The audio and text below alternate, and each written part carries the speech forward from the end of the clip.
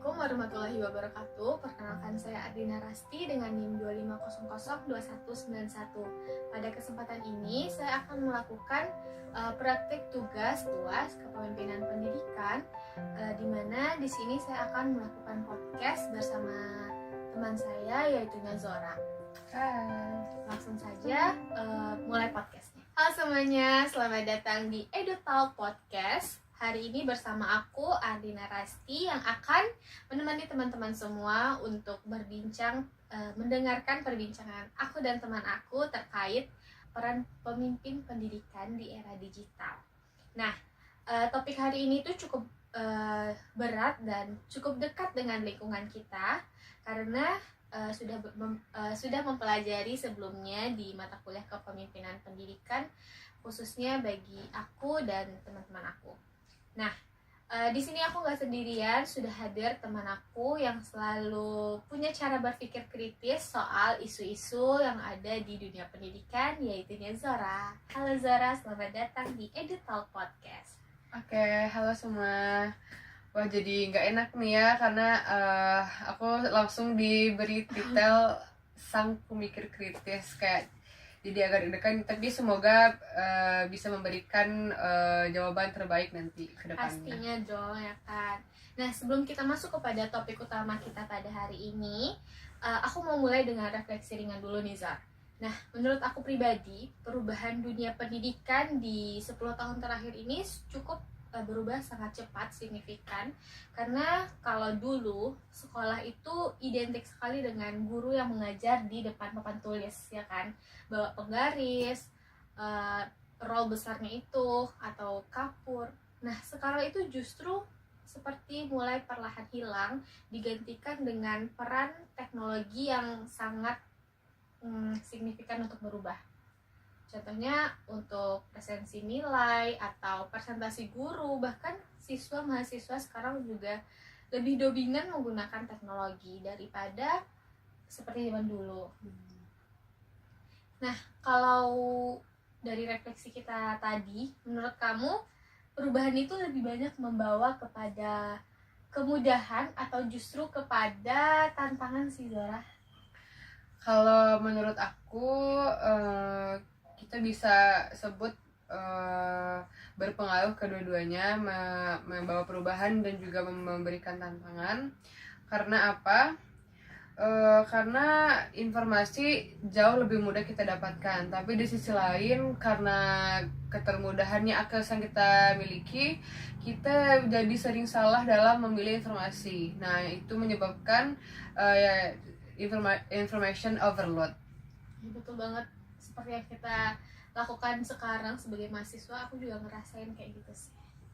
Nah, dan ini juga menurut aku ya yang paling penting. Kalau kita lihat dari sudut pandang manajemen pendidikan, persoalan ini bukan cuma soal teknologi aja, tapi bagaimana seorang pemimpin itu menggunakan teknologi ini agar tetap berpihak atau berpijak kepada tujuan pendidikan itu sendiri. Nah, dari sinilah peran pemimpin pendidikan itu terlihat. Bener banget sih, dan ini relevan banget dengan topik yang akan kita bahas. Kita sebagai mahasiswa yang harus melek akan hal-hal seperti ini gitu.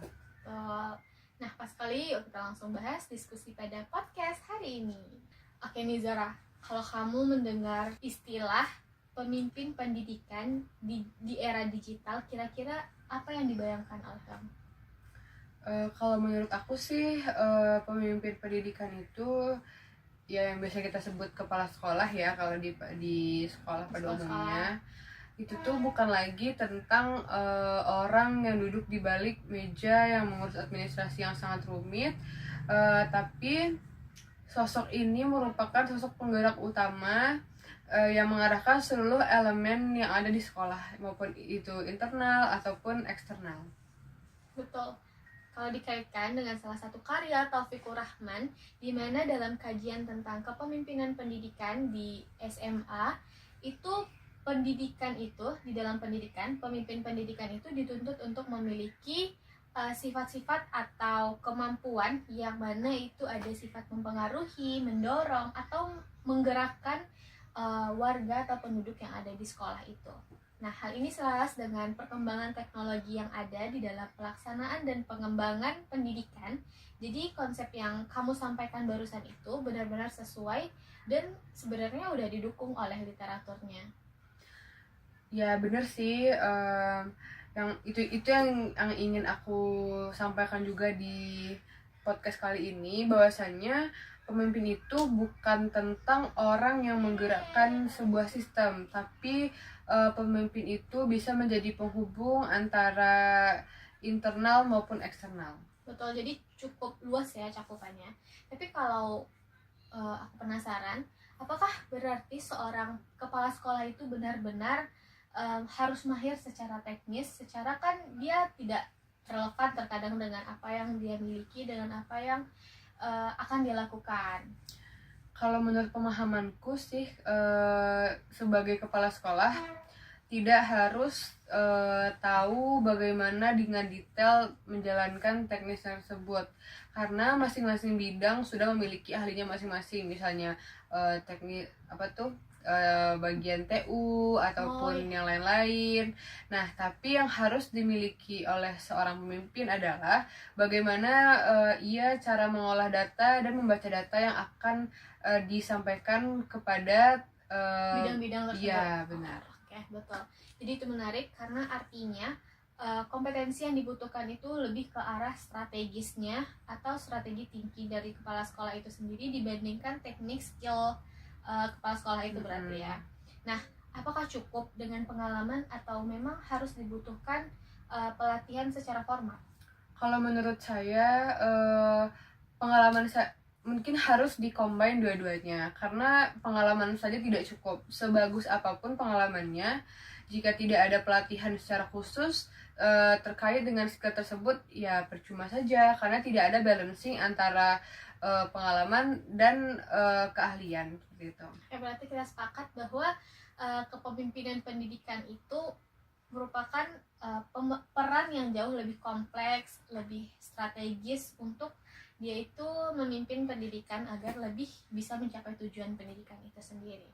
Nah, ini agak reflektif sedikit, dimana dari semua perubahan yang ada di dalam dunia pendidikan sekarang ini nih, sejak masuknya teknologi, menurut kamu yang paling fundamental atau bukan hanya dari segi alat tetapi dari segi cara berpikir atau relasi dalam dunia pendidikan itu sendiri apa? Kalau menurut kacamata saya, yang paling fundamental itu adalah hubungan interaksi antara guru dan muridnya. Kenapa? Karena pada zaman dahulu, guru itu merupakan salah satunya sumber informasi yang paling otoritatif. Sedangkan sekarang, murid ataupun mahasiswa bisa mengakses informasi apapun dan dimanapun. Dan itu yang menyebabkan terjadinya perubahan antara zaman dulu dengan sekarang yang sudah sangat maju sekali teknologinya gitu. Oke, jadi pergeseran itu cukup mendasar ya. Nah, dari situ apakah peran guru itu justru tergantikan atau semakin bertambah? Kalau menurut saya di tengah hal-hal seperti ini, peran guru itu menjadi lebih penting lagi dari sebelumnya. Karena apa? Karena guru harus menjadi fasilitator atau kurator pengetahuan agar siswa-siswanya tidak salah memilih informasi, agar siswa-siswanya tetap memilih informasi yang valid dan relevan dengan yang mereka butuhkan. Seperti itu. Ya, berarti dari pergeseran itu harus tetap dibutuhkan peran guru berarti ya. Nah, kalau kita kaitkan dengan momen konkret seperti yang kita alami waktu sekolah, itu pasti ada kita tahu semua bahwa pandemi 2020 itu melanda Indonesia dan negara-negara lain, di mana di sana terlihat banget perubahan teknologi atau pendidikan itu sangat jauh berubah. Nah, dari situ kita lihat bahwa dari seluruh sistem pendidikan juga harus dialihkan dengan pembelajaran daring. Kalau menurut kamu pribadi, bagaimana pendapat pembelajaran daring di era COVID itu? Oke. Karena ini based on experience, jadi aku paham betul bagaimana berada di posisi saat itu. dulu mungkin sekolah aku bukan termasuk sekolah yang ketinggalan atau berada di daerah tertinggal, dan masih sangat mungkin sekali untuk beradaptasi dengan mudah terhadap perubahan teknologi yang terjadi akibat COVID. Tapi yang sangat disayangkan adalah sekolah-sekolah yang berada di daerah terpencil, yang jauh sekali dari akses internet. Mungkin mereka sangat kesusahan, dan itulah yang menjadi tantangan terbesar pada tahun 2020 itu. Berarti itu benar-benar kayak menghambat sistem pendidikan, karena benar-benar semua harus dirumahkan. Ya, kan? betul sekali. Nah, jadi kalau misalnya itu semua, berarti benar-benar banyak tantangan di era itu ya Kak. Nah, kalau menurut aku yang menarik dialami, kalau kita rujuk dari penelitian Silalahi dan kawan-kawan 2025 mengenai implementasi kepemimpinan digital kepala sekolah di SMA, itu mereka menemukan bahwa digitalisasi pendidikan ini yang dilakukan melalui pengembangan kurikulum berbasis teknologi ini, dan integritas perangkat digital dalam pembelajaran terbukti meningkatkan keterampilan siswa. Karena dengan perubahan tersebut nih, teknologi bakalan banyak masuk dan itu juga meningkatkan kreativitas siswa. Tapi dari penelitian itu juga menemukan adanya tantangan atau hambatan dalam pemerataan akses, seperti yang kamu bilang tadi, bahwa masih banyak daerah yang tertinggal, yang belum tahu terhadap informasi tersebut, justru dia semakin tertinggal. Ya, memang itu sejalan sekali dengan pengalaman saya atau pengalaman kita semua yang berada di sini selama pandemi. Jadi sebenarnya itu bukan teknologinya yang bermasalah, tapi kesiapan dari masing-masing individu ataupun kelompok yang menjadi PR besar pada saat itu. Betul sekali sih, karena itu semua kita rasakan, tidak hanya siswa atau pendidikan yang berubah, tetapi semuanya, kayak kantor dan lain-lain mungkin. Nah, dari sini kita simpulkan bahwa ada dua hal, yaitu perubahan relasi guru dan murid menuntut guru menjadi fasilitator, dan kedua, pandemi sebagai momentum yang mengungkap kesenjangan kesiapan digitalisasi. Nah, kalau dulu peran kepala sekolah itu lebih banyak ke administrasi, aturan, dan kedisiplinan, menurut kamu kompetensi apa yang sekarang itu harus wajib gitu dimiliki oleh kepala sekolah? Nah, kalau menurut saya yang harus ditonjolkan dan kompetensi yang paling penting untuk dimiliki kepala sekolah adalah kemampuan membaca dan mengolah data. Karena apa? Pada zaman dulu itu kepala sekolah lebih mementingkan intuisi dan pengalamannya saja. Sementara sekarang sudah diiringi dengan kecanggihan teknologi, ada sistem presensi secara online atau pengolahan data secara online dibantu dengan AI. Nah, disitulah kemampuan kepala sekolah diuji, bagaimana cara mengolah data dan membaca data tersebut. Betul banget. Nah, kalau itu aku sangat setuju, karena itu hal yang sangat penting. Nah, untuk menambahkan, di sini aku akan ada satu hal yang menurut aku sering terlewatkan, yaitu kemampuan mengelola resistensi terhadap perubahan. Nah, kita bahas sedikit dulu apa itu resistensi. Jadi, resistensi dalam suatu organisasi itu adalah suatu penolakan terhadap perubahan yang dilakukan oleh sekelompok orang atau individu di dalam suatu organisasi. Nah, pada konsep Robbins dan Judge dalam organizational behavior, resistensi terhadap perubahan itu adalah suatu hal yang natural atau boleh terjadi di dalam organisasi. Nah, termasuk sekolah, dan justru sering terjadi hal ini penghambat utama dalam keberhasilan transformasi digital. Tetapi meskipun resistensi ini adalah suatu hal yang menghambat, yang orang bilang ini adalah hal yang negatif, belum tentu. Justru kadang hal ini bisa juga menimbulkan sifat-sifat positifnya. Nah, itulah poin yang sangat penting yang harus kita garis bawahi di sini. Karena sehebat apapun teknologinya, secanggih apapun sistemnya, kalau memang dari internalnya sendiri menolak atau warga sekolahnya tidak ingin mengikuti perubahan tersebut, ya sama aja dengan bohong gitu. Kan? Ya, betul-betul. Nah, jadi itulah poinnya tadi kan. Nah, kalau gitu, bagaimana seharusnya pemimpin pendidikan itu menyikapi resistensi ini? Nah, menurut saya sebagai mahasiswa yang ingin memberikan masukan, eh, pemimpin yang sikap yang harus diambil pemimpin tersebut untuk mengatasi resistensi perubahan itu adalah dengan melakukan pendekatan partisipatif. Maksudnya apa pendekatan partisipatif? Maksudnya adalah merangkul semua elemen yang ada di sekolah agar terlibat dengan semua hal yang ingin dipelajari, dengan semua hal yang ingin dicoba, agar tidak terjadinya pilih kasih atau merasa atau merasa didiskriminasi gitu. Oke, itu sejalan juga dengan apa yang kita pelajari dalam kepemimpinan pendidikan, di mana pemimpin itu tidak hanya memberikan instruksi Zora, tapi dia tuh juga harus mengarahkan, mengayomi warga. Kalau di sekolah itu pasti mengayomi warga sekolahnya seperti guru, siswa, seperti itu, agar kita itu bisa membangun visi secara bersama sehingga tujuan dari pendidikan dapat tercapai.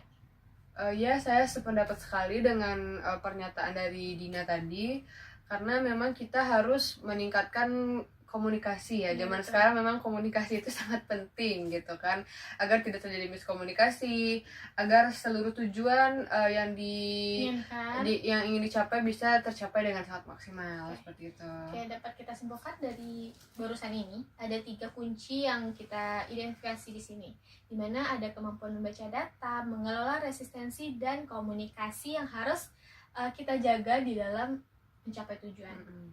Nah, di sini kita lebih ke realistis nih, Zar. Kan di pendidikan sekarang implementasinya itu justru jauh dari kata ideal. Menurut bisa saya urai lapisan masalah yang kerap terjadi yang menyebabkan yang merupakan tantangan dalam dunia pendidikan saat ini itu adalah lapisan infrastruktur, lapisan SDM, dan juga lapisan kultur dari sekolah itu sendiri. Oke, berarti ada 3 lapisan ya.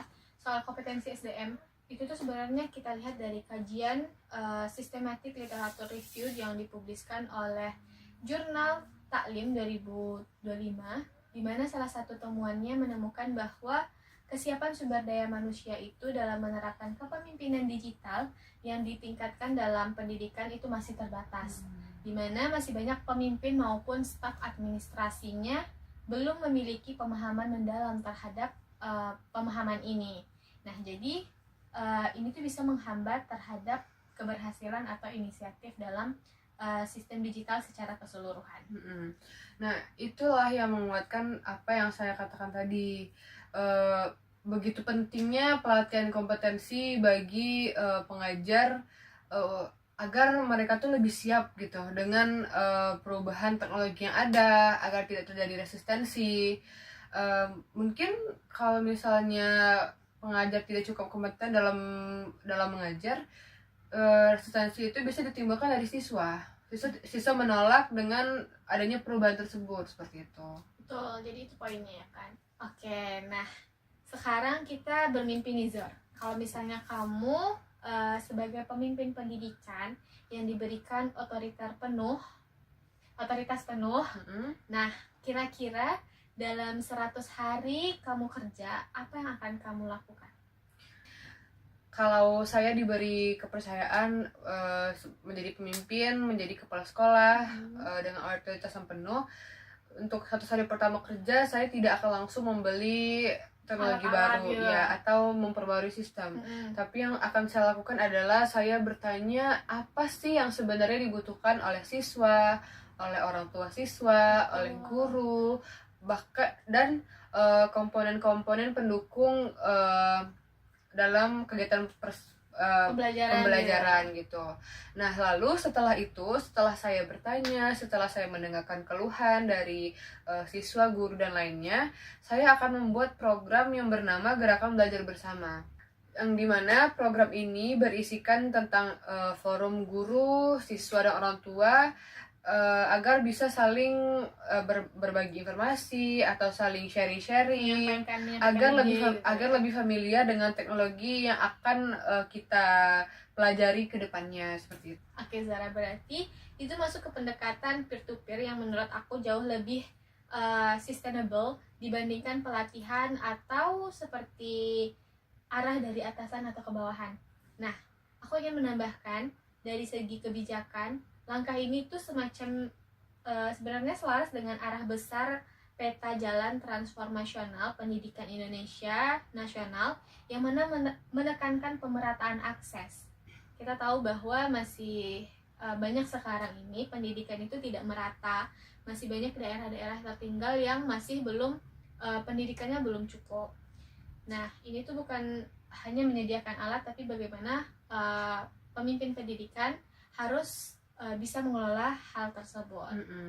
Nah, itu juga tadi yang saya bilang kan, inisiatif itu sangat perlu sekali untuk menggerakkan ini semua. Karena kalau misalnya pemimpinnya saja, atau misalnya siswanya saja, atau gurunya saja yang memiliki inisiatif, perubahan tidak akan berjalan dengan lancar gitu. Penutup yang sangat tepat. Kalau aku boleh menambahkan satu kalimat lagi, mungkin kayak gini nih. Kepemimpinan pendidikan itu di era digital seperti sekarang, pada akhirnya bukan soal mengejar teknologi, tapi bagaimana kita itu memastikan teknologi mengejar tujuan pendidikan yang sesungguhnya, yaitu memanusiakan manusia. Itu menurut aku ya. Setuju banget, karena memang diskusi ini sangat membuka perspektif kita sebagai mahasiswa, sebagai pengamat pendidikan, ya walaupun kita belum terlalu dalam masuk ke dunia ini ya kan? Nah, mungkin hanya itulah perbincangan atau topik yang kita bahas hari ini di EduTalk Podcast. Diskusi bersama Zora dan beberapa poin penting yang kita bisa bawa. Itu yang pertama, pemimpin pendidikan itu di era digital harus menjadi penggerak atau yang bisa mengayomi warganya dan penghubung, bukan sekedar administrator saja, tetapi juga harus membimbing. Yang kedua, perubahan relasi guru-murid menuntut guru menjadi fasilitator. Dan yang ketiga, kompetensi seperti literasi data, manajemen resistensi, dan komunikasi oleh pemimpin pendidikan itu dibutuhkan sekali dan hal yang sangat penting. Oke, mungkin hanya sekian nih yang dapat aku simpulin dari diskusi kita. Terima kasih banyak Zora sudah meluangkan waktunya untuk hadir hari ini bersama kita semua membahas topik yang sangat dekat dan sangat seru. Terima kasih ya Zora. Oke, terima kasih juga karena sudah mengundang aku. Ya. Dan untuk kalian semua, terima kasih sudah menonton EduTalk Podcast pada hari ini. Terima kasih. Sampai jumpa di episode selanjutnya. Dadah.